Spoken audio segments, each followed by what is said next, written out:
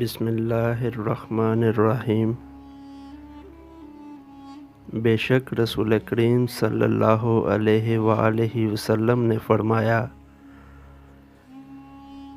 قسم ہے اس ذات کی جس کے ہاتھ میں میری جان ہے، تم میں سے کوئی بھی ایماندار نہ ہوگا جب تک میں اس کے والد اور اولاد سے بھی زیادہ اس کا محبوب نہ بن جاؤں۔